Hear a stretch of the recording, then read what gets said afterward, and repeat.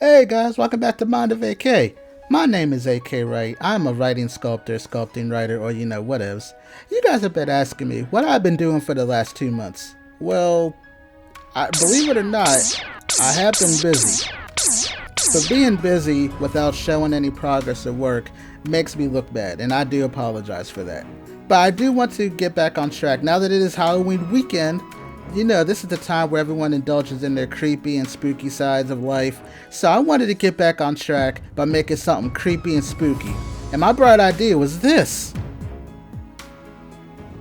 I am calling it a Hatchet wielding Banshee. I hope you guys liked the video today. Let's go ahead and have some more fun. And let's cue the intro.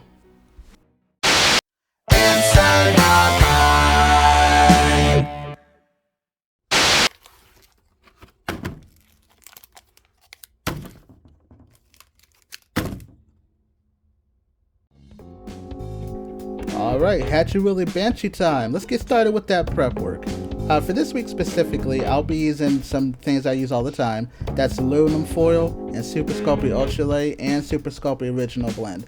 What I'm not going to do though is have a base this week. I wanted my piece to be freestanding so it doesn't have to be attached to a wooden base. So what I'm doing is shaping out the core of the piece just to be able to stand on its own. And doing that is taking several sheets of aluminum foil and shaping it the way that I want. Whenever I put the ultralight on here in a few moments, that you'll see, it does allow the piece to basically stand on its own. It won't need to be glued to a base or screwed into a base. I could put it on a base later on if I wanted to, or if I wanted to make a larger diorama, I definitely could, but it's not required. And you'll see at the end result, it is something that's standing on its own. So once I put the arms in, now it's time to apply the Super Sculpted Ultralight. As I say often, I learned this trick from one of my favorite channels on YouTube. It's Ace of Clay. He does this a lot. So what this means is I take the Super Sculpted Ultralight and I apply a layer to it to my core base, which is the Armature, for another word to use. I am putting the eyes in that I painted, and this is what it looks like. With Super Sculpted Ultralight, you do want to bake it at 275 degrees for about 20 to 25 minutes. And then when it's off the oven, it will look exactly the same. You won't notice a difference in color or anything like that. But now we can apply our Super Sculpted Original and get to the fun part with the sculpting time.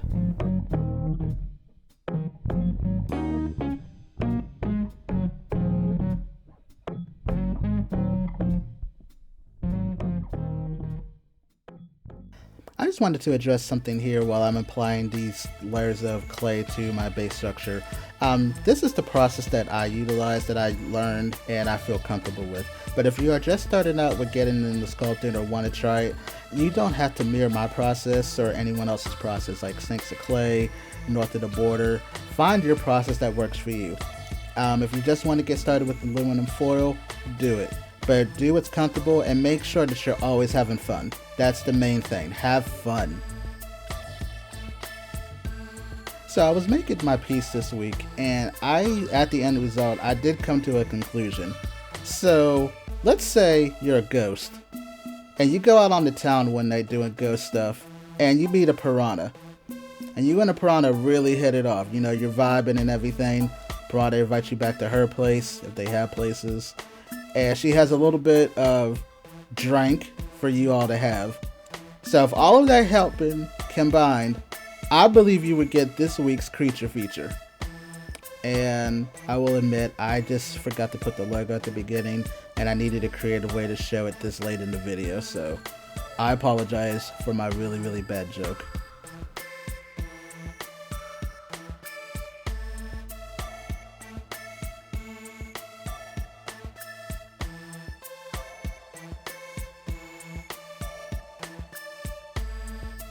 This piece specifically this week, I actually did 3 separate bakes. This is what's happening with the first one. So I'm doing all of the detailing for the first layer, which is mainly the body itself. So I wanted this to come off really, really somewhat more detailed than other pieces I've done in the past, but mainly not just with detailing with like poking holes in it and things of that form. I wanted it to have a little bit of a three-dimensional space. So I'm adding a lot of veins, a lot of different curves, and this week the mouth I will not lie, it was a bit difficult for me, but I am very, very happy with how the mouth came out, even though it does look like a minnow at the beginning. I did add the teeth in, as you can see, but I really, really, really was happy with how the mouth turned out, and the teeth specifically.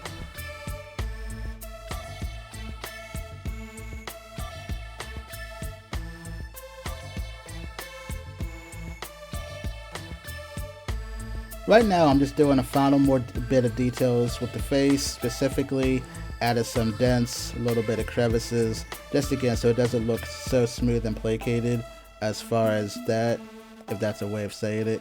And you know what, it's been a while since I got to bust this out of the video. So ladies, gentle nerds, welcome back, my dear friend, the Sculpted.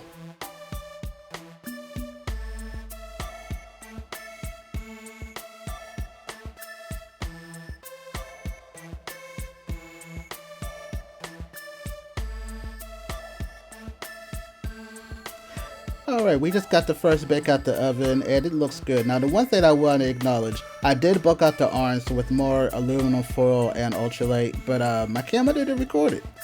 So there you go. Next I want to do is add some more dimension to the sleeves. So I'm applying a new layer of original to the sleeves, and I want these to be kind of puffy. I want this to come off similar to like a Banshee, you know, where it's somewhat a dress or a long smock, something like that. So that's what I'm doing now, is applying my rolls and other things, and I'm gonna put piping down the arms as well, just to give it a little bit more dimension so it's not just one linear piece. As you can see now, I'm adding the pipe into it. I really did like how the sleeves came out this week. I was really, really proud of the end result of those, especially the way that I paint them, which you will see later on in the video if you so choose to stay and watch, because that would make me very, very, very happy. And what I'm doing now is I made these small pinwheel discs for another project a while ago that I didn't get to use, and I thought, hey, this might be a good way of adding dimension so it's not like the same thing over and over. Alright, now we're done with bake 2. Let's go ahead and make some hands and give him his hatchet. Now hands, for a lot of sculptors, are usually not their favorite step. It's not one of mine either, I will not lie. I have gotten better and I actually love the process with it. I actually found a different way of applying hands that somewhat is not the norm.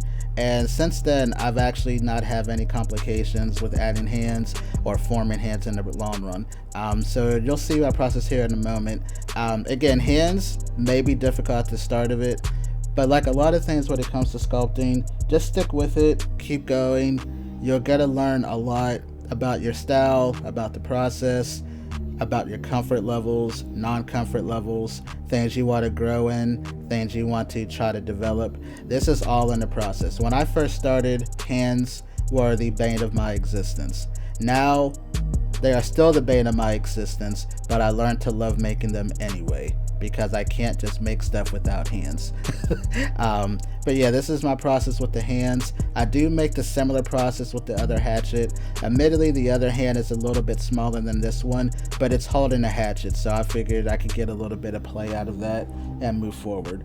As you're gonna see here in a moment, I do add the hand to it, and I'm attaching it.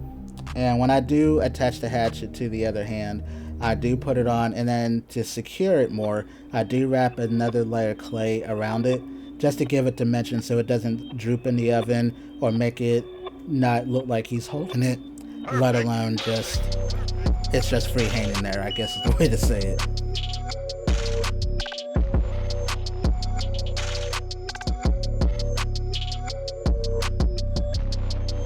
Alright, now that I am fully hydrated and I don't sound like I'm impending any doom, I have my hands done and we're putting it in for the final bake, which all pieces generally you want to bake at 275 degrees for 45 minutes and let fully cool down.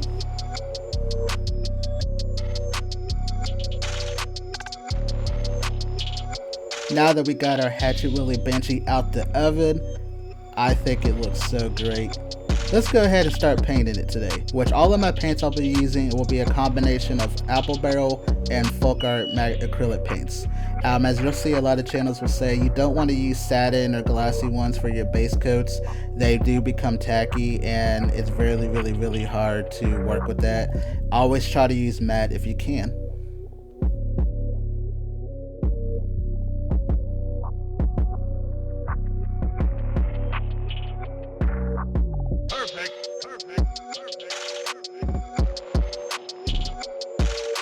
To go with somewhat an undead banshee ghoul type feel, I did a gray for the body and I'm painting the inside of the mouth just standard black. You also will see with his hatchet, I am painting it black as well because I'm going to be painting a silver on top of it.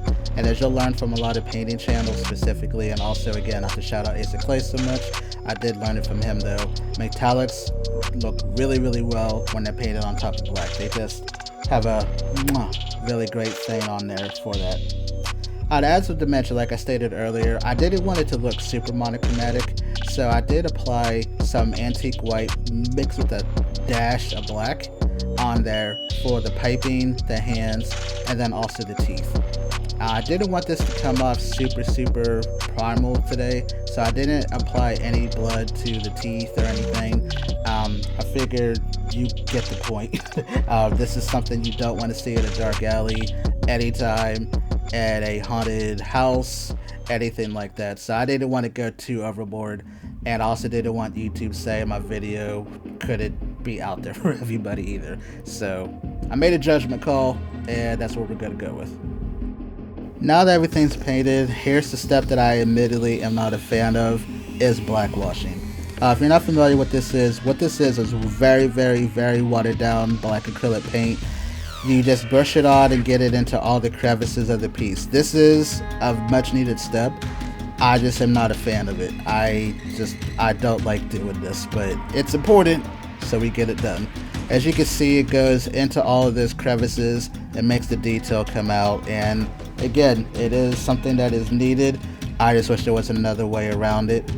And yeah, but as you also saw, I am dry brushing some metallic on the sleeves just to give it more dimension, and I am taking that metallic and dry brushing the entire piece. I want this to come off as supernatural, somewhat ghouly, glowing. Obviously I didn't want to use like glowing paints on this as far as that, but I figured this actually gave us a nice dimension to it as far as that.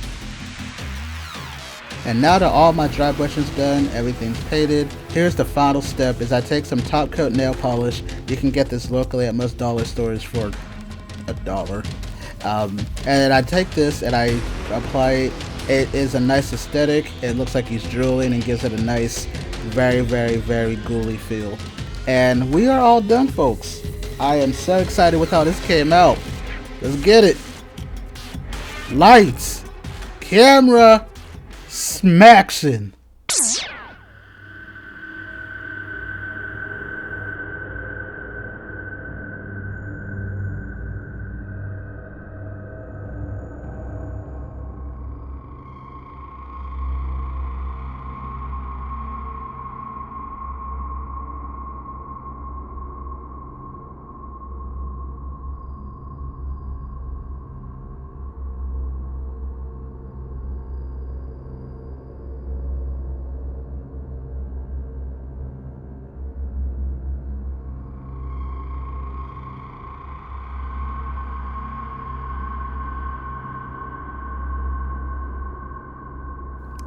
I had a lot of fun with this week's project. It was a massive stress reliever for me. I hope it resonated and you all enjoyed it as well. If you made it this far in the video, believe me, I really appreciate it, and all of your support does not go unnoticed. Thank you all so much. If you're new here, go ahead, if you like, hit the like icon, subscribe to the channel, and set bell notifications for future updates. It means the world to me. You can also follow me on social media. I do have Instagram, TikTok, and Twitter at MindofAK. My Twitter is somewhat non-existent, but I'm going to work on fixing that. I know this is Halloween weekend. I hope you all have an amazing weekend.